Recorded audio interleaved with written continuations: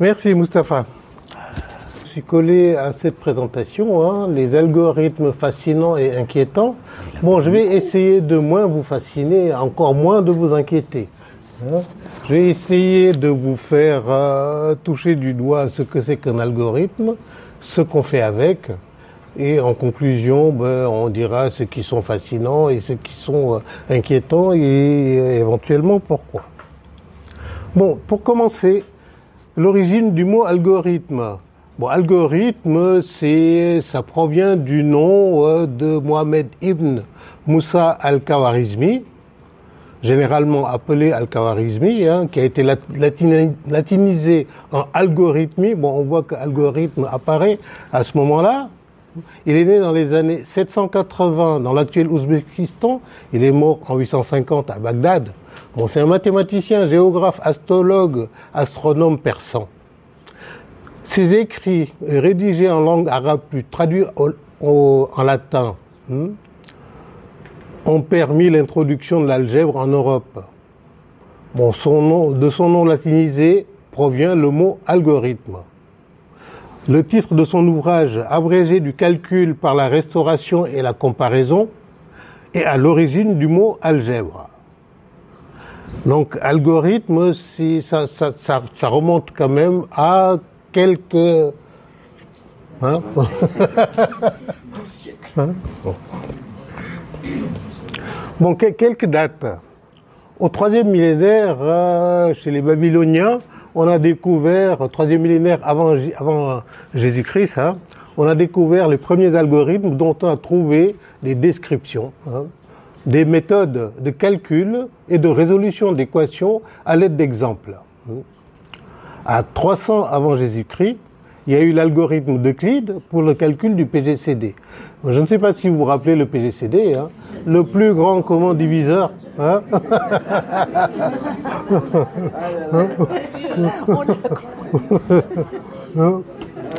Et en 200 avant GC, il y a l'algorithme d'Archimède pour le calcul de pi. Entre 813 et 833, bon, il y a Al-Khawarizmi qui a systématisé les algorithmes dans son abrégé, dans son bouquin dont on a parlé tout à l'heure. Au XIIe siècle, Adélard Barthes introduit le terme latin de algorithmus par référence au nom d'Al-Khawarizmi. Au XVIIe siècle, René Descartes fait allusion à la méthode algorithmique dans le discours de la méthode. C'est pas encore posé en tant qu'algorithme, mais quand même, il y a des algorithmes qui sortent de ces travaux-là. Autrement dit, diviser pour régner. En 1843, Ada Lovelace, fille de Lord Byron, réalise la première implémentation d'un algorithme sous forme de programme informatique. Bon, dans la deuxième moitié du XXe siècle,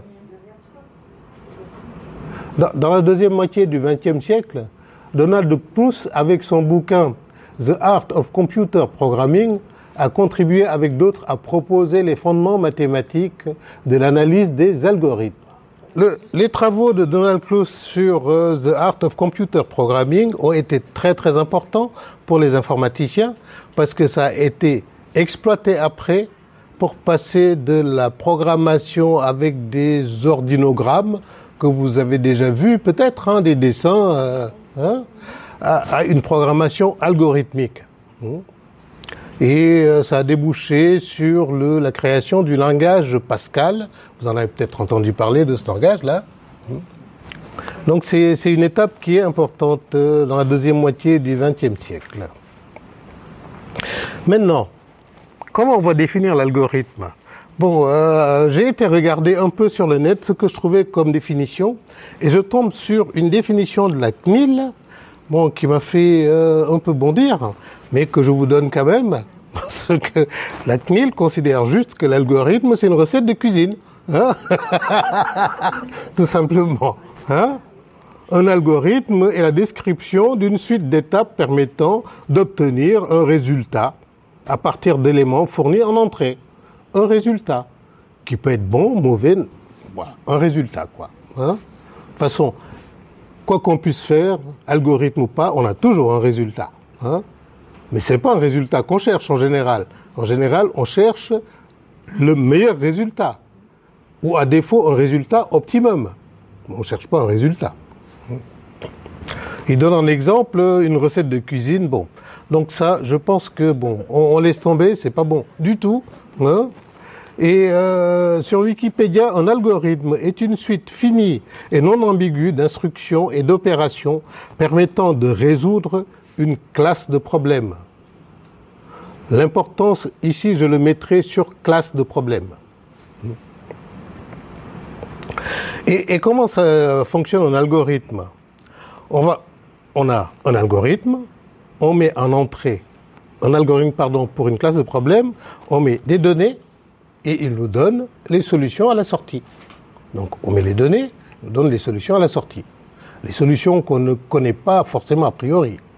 Contrairement à une recette de cuisine où on sait parfaitement ce qu'on attend, hein.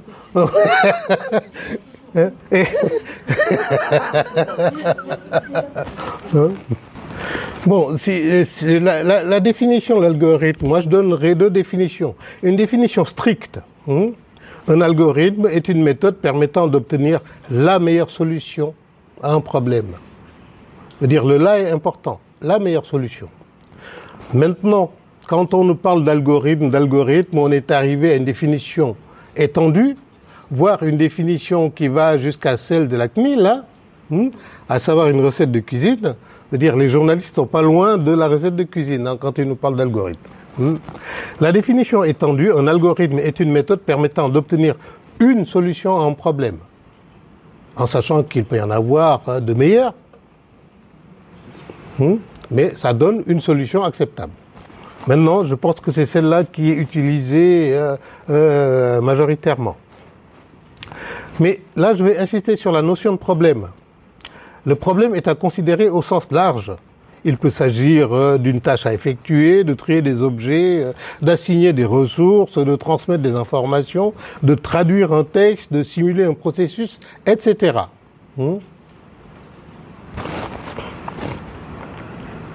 Bon, on va passer à quelques exemples d'algorithmes. Bon, là, je prends cet algorithme parce que il est juste pour illustrer que ça ne date pas d'aujourd'hui, parce que ça, on l'a tous appris au collège, hein, la résolution d'équations du second degré. Hein, on l'a peut-être oublié, mais ça.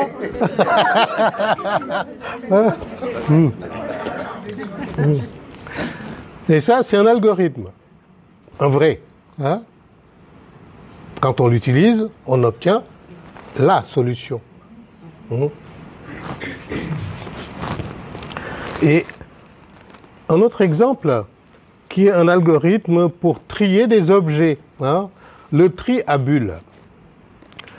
Là, on va comparer les éléments 2 à 2, hein, et s'ils ne sont pas dans l'ordre, on intervertit leur position. Et il s'appelle tri à bulles parce que rapidement, les objets les plus grands se retrouvent en fin du tableau, comme les grosses bulles d'air vont monter plus vite que les petites bulles dans un liquide. Hein. C'est par allusion aux grosses bulles d'air et aux petites bulles dans un liquide. On appelle tri à bulles. Il faut savoir que ce tri à bulles, il est très pédagogique, très illustratif, mais il est très peu utilisé parce qu'il y a beaucoup plus efficace.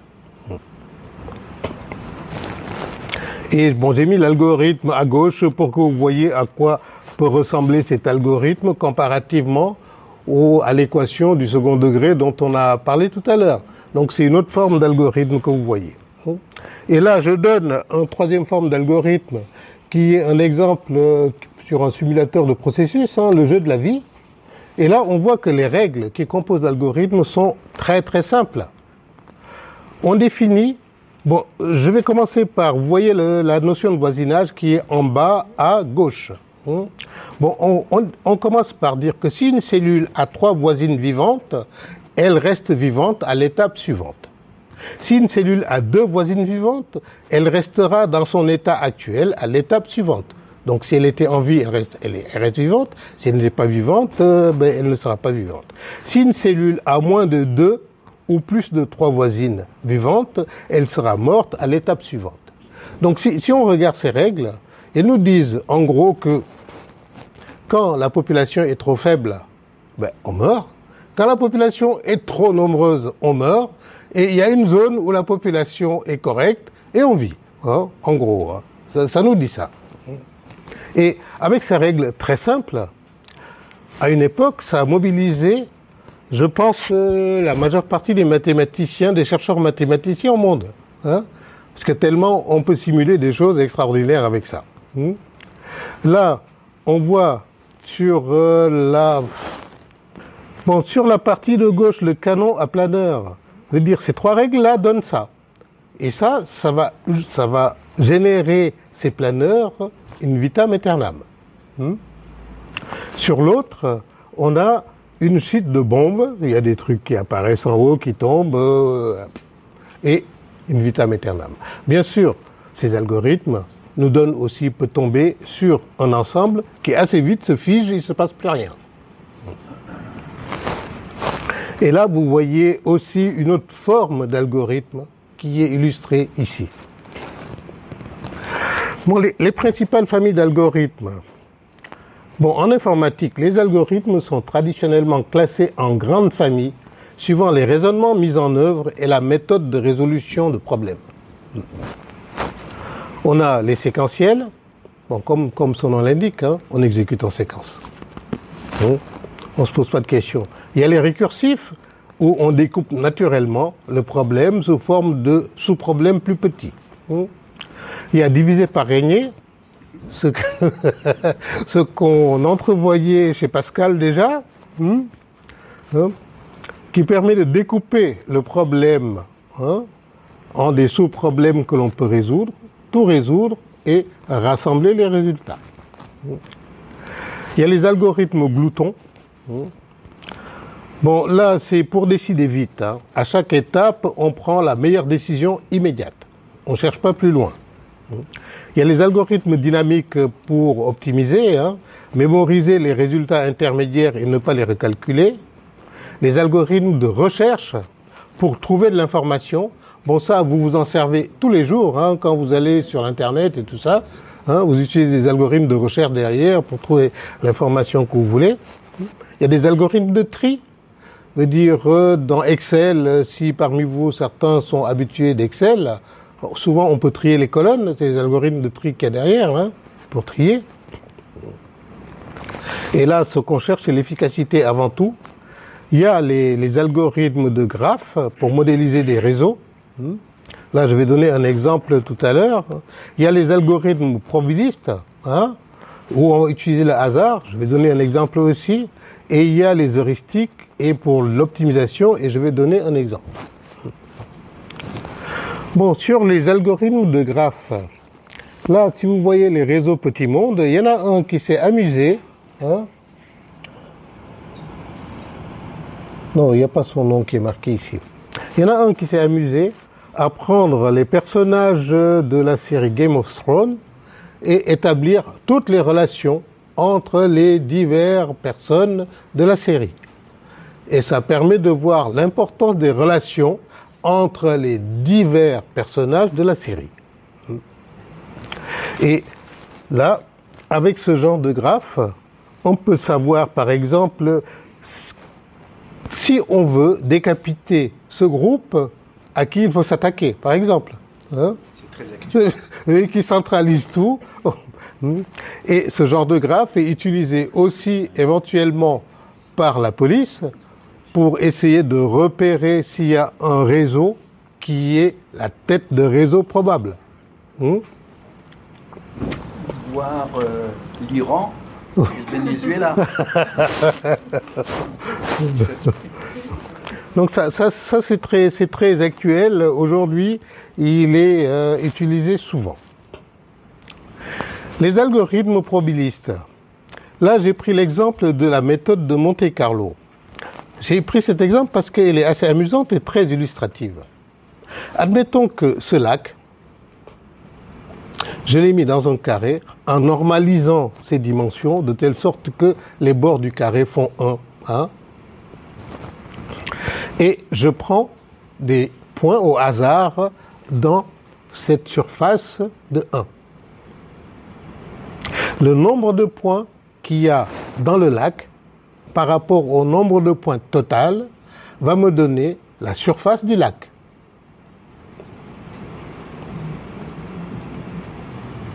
C'est logique. Très logique. Imparable. Et ça marche très bien. Hein? Donc là, c'est purement probabiliste. Hein? On jette au hasard et puis on regarde où ils sont tombés. Hein? S'il est tombé dans le lac ou s'il est tombé à côté du lac. On compte. Et comme on a normalisé sur 1, bon, on trouve assez vite la surface du lac qu'on peut rapporter maintenant à sa valeur réelle. Bon, ici, j'ai mis un algorithme heuristique, une méta-heuristique. Bon, l'idée des heuristiques et méta-heuristiques, c'est dans le sens des algorithmes, dans la définition étendue.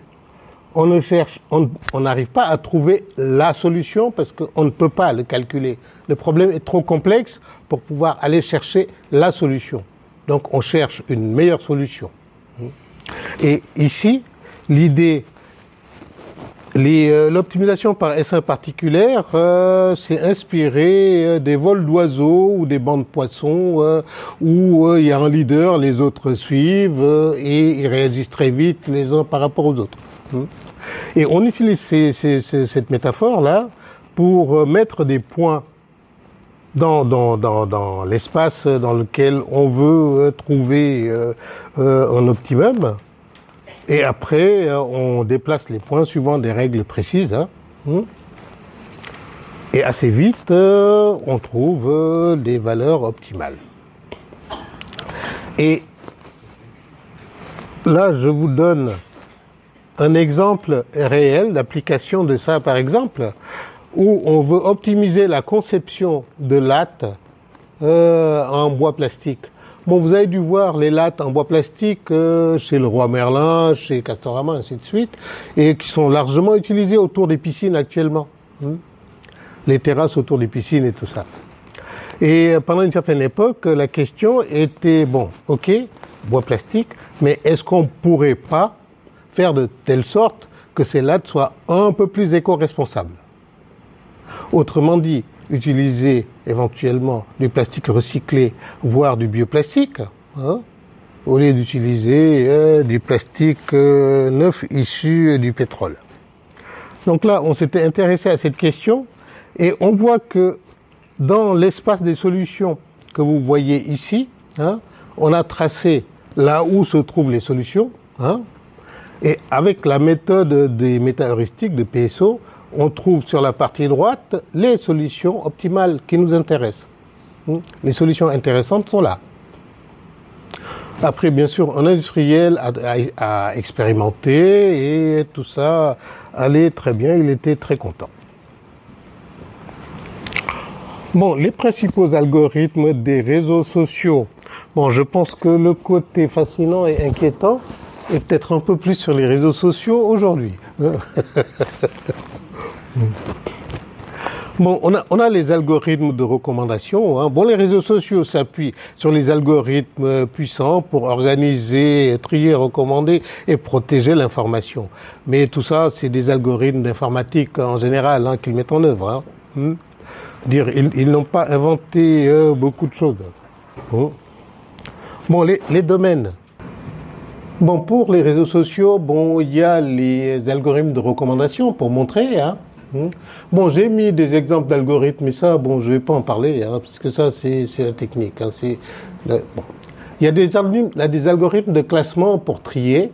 Il y a les algorithmes de graphes qui permettent de montrer les relations, de recherche pour trouver, de traitement des langues naturelles pour comprendre, hein, de vision pour voir, sécurité pour protéger, de publicité, bien sûr, pour gagner de l'argent, de viralité pour diffuser, hein, et de système pour le support informatique.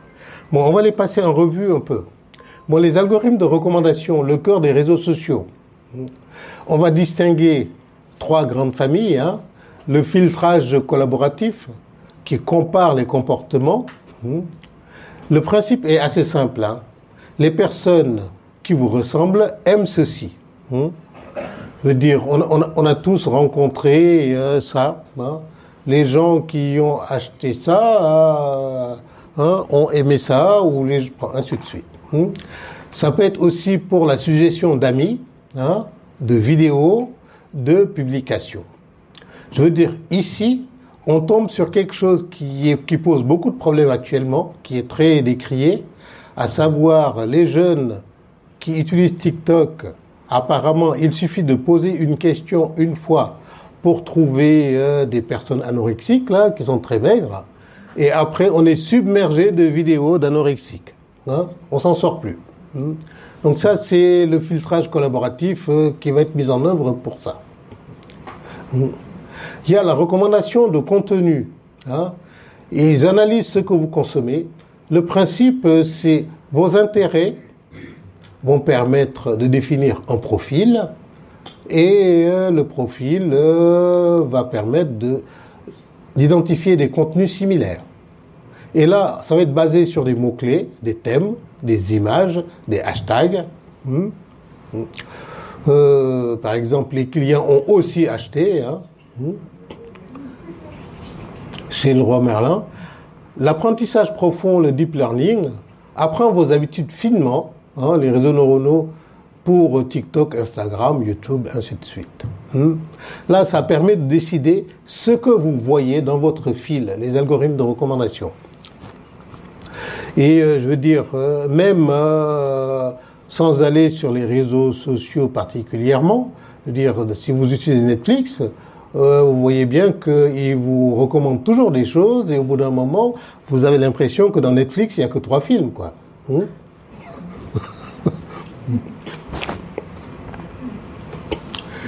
Les algorithmes de classement pour ordonner les publications. Le principe, chaque poste reçoit un score. Le score, il est égal à l'intérêt, plus la proximité, plus la fraîcheur, plus la popularité. Et les facteurs qui sont utilisés, c'est genre les likes, les commentaires, les temps passés et les relations. Là, je rappelle juste quelque chose qui a défrayé la chronique il y a quelques années, hein, à savoir le scandale Cambridge Analytica, où ils avaient exploité les likes dans Facebook pour cibler précisément les personnes, hein, pour influencer leur vote. C'était pour les élections, la première élection de Donald Trump. Hein. Et là, quelques chercheurs nous avaient éclairé en nous disant, avec 230 likes, l'algorithme de Facebook vous connaît mieux que votre conjoint.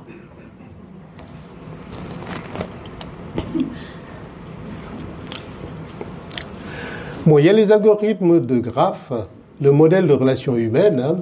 Ici, il y a une visualisation des interactions entre les utilisateurs du réseau social Reddit durant une discussion en 2017. Bien sûr, plus le rond est gros, plus il y a de l'information qui converge vers cette personne-là.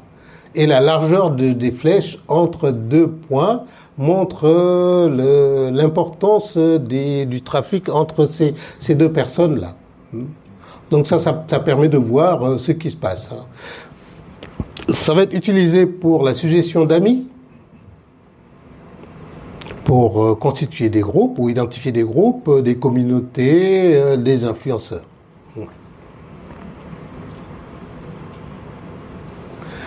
Bon, les algorithmes de recherche interne pour trouver l'information, bon ça, je vais pas m'attarder dessus. Hein, on est tous habitués à chercher de l'information avec notre ordinateur. Hein. Les algorithmes de traitement du langage naturel pour comprendre le texte. Bon, ça va être utilisé pour la modération. Bien sûr, souvent, ils refusent de modérer, mais ils ont quand même des outils pour le faire. Hein. Pour analyser les opinions, pour la traduction, pour la détection de haine. Bon, là, j'ai pris un exemple. J'ai pris une photo que j'ai prise à Soulac depuis la plage, qui est en haut, et j'ai demandé à ChatGPT d'interpréter le sujet à la mode Turner. Et là, il me répond, il me fait un texte. On pourrait croire que Turner lui-même s'est arrêté un instant devant cette plage pour en saisir l'âme, le ciel d'abord domine tout, ainsi de suite, blablabla. Et je lui repose la même question sous une autre forme, genre transforme le sujet en scène à la Turner. Et là, qu'est-ce qu'il me sort? Il me sort carrément une peinture, basée sur l'image que je lui ai donnée initialement. Donc vous voyez bien que ce qu'on lui dit, il va l'interpréter pour comprendre le texte. Et là, on voit que les mots, des mots importants en tout cas, sur les deux phrases que je lui ai données, dans la première, il y a interprète, et dans la seconde, il y a transforme. Mais l'image, il l'a transformée à partir de votre photo ou il est allé chercher dans une banque? Non, à partir de ma photo. Bon, les algorithmes de vision par ordinateur, bon, pour analyser images et vidéos, bon, ça va c'est utilisé pour la reconnaissance faciale, les contenus interdits. C'est-à-dire, il y a certains réseaux sociaux où ils n'acceptent pas les photos de nus, par exemple. Bon, ça, c'est les analyses d'images qui vont permettre de le faire. Les filtres, les tri automatiques. Les algorithmes de détection de fraude pour lutter contre les fraudes et arnaques. Là, ça va permettre de lutter contre les bots. Bon, les bots, c'est des programmes. C'est des programmes qui automatiquement vont aller farfouiller un peu partout sur le réseau pour capter des informations. Pour aussi lutter contre les faux comptes, les spams, les arnaques. Bon, ce matin, en écoutant la radio, il discutait, vers midi plutôt, il parlait des divers de Facebook en particulier. Et là, il disait qu'ils avaient identifié des sites d'arnaque qui faisaient des publicités mensongères sur Facebook, mais ça leur rapportait de l'argent avec le trafic que ça faisait. Ils ont préféré ne rien dire et plutôt que de s'attaquer à cette arnaque. Bon, les algorithmes de publicité ciblée, c'est la source principale de revenus. Le principe, c'est associer l'utilisateur à une publicité. Et il va être utilisé pour les enchères en temps réel, les modèles prédictifs, bandits multibras, ainsi de suite, pour faire du business, quoi. Et là, j'ai pris un exemple. J'ai demandé un escabeau à 3 marches à Google et il me sort en haut les produits sponsorisés. Les algorithmes de diffusion, propagation pour rendre un contenu viral. Là, si on reprend, bon, c'est prédire qui va partager quoi. Si on reprend le graphe Petit Monde qui a été tiré de Game of Thrones, on voit bien que là, si une information, je la passe par Tyrion, là, si je la passe par Tyrion, ou par Daenerys, ou par Jon, j'ai des chances que ça se diffuse largement dans le réseau. Les algorithmes d'optimisation système, souvent invisibles mais essentiels, bon, ça, c'est les algorithmes qui nous sont très utiles. Quand je dis nous, je parle des utilisateurs, extrêmement utiles. C'est éviter, par exemple, l'écroulement du système, quoi. Vous avez entendu de temps en temps qu'on vous dit que tel système, par exemple, à un moment, c'était quel? C'était TV5 Monde qui avait été interrompu pendant un jour, je crois, où son système avait été submergé par des hackers, qui fait que le système s'est écroulé, il ne pouvait plus fonctionner. Il passait son temps à traiter toute l'information qui lui arrivait et il n'avait plus de temps pour traiter ce pourquoi il est fait, à savoir diffuser des vidéos. Donc il y a des algorithmes d'optimisation de système pour éviter ce genre de problème. Mais bien sûr, il y a toujours des failles et il y en a toujours qui arrivent à passer par les failles pour faire s'écrouler des systèmes. Je veux dire, les hackers, ils utilisent beaucoup ce genre de technique-là. Bon, pour finir, pardon? Il y a eu la Poste récemment. Ah oui, il y a eu la Poste. Bon, là j'ai essayé de voir les algorithmes qui sont utilisés dans les réseaux sociaux, ceux qui sont fascinants et ceux qui sont inquiétants, hein. Bon, la recommandation, bien sûr, c'est fascinant qu'on puisse te recommander quelque chose qui pourrait t'intéresser, hein. Mais c'est très inquiétant aussi parce que au bout d'un moment, on te recommande que des choses que tu as cherché ou sur lesquelles tu as cliqué ou que tu as liké ou ainsi de suite, quoi. Donc ton monde se réduit à un ensemble relativement circonscrit. Tu sors plus de là. Les algorithmes de classement, ça aussi, ça pose des problèmes. Hein. C'est très intéressant. Mais attendez, que je me souvienne des algorithmes de classement. Oui. Les algorithmes de classement, on a vu l'histoire de Cambridge Analytica. Ça, c'est le côté très problématique de ces algorithmes-là. Bon, les graphes. Je vous ai dit tout à l'heure que la police, par exemple, utilisait les graphes pour prédire qui est le chef d'un réseau ou des choses comme ça. Donc, on peut se retrouver sans avoir rien fait, soupçonné, peut-être même interpellé, ainsi de suite. Hein. Bon, les algorithmes de recherche, bon, ça, c'est super important. Traitement des langues naturelles, je pense que c'est fascinant parce qu'on va pouvoir parler à notre ordinateur comme on parle à une autre personne. Hein. Maintenant, on peut même lui parler verbalement. Hein. Comme ça, on active le micro et on lui donne en ordre. On peut aussi taper en langue naturelle et il se débrouille. Hein. Les algorithmes de vision, bon, c'est super important, hein. C'est fascinant parce que ça peut permettre d'activer comment on dit ça encore, votre téléphone, hein, vous le prenez, hop, il vous reconnaît, il s'active.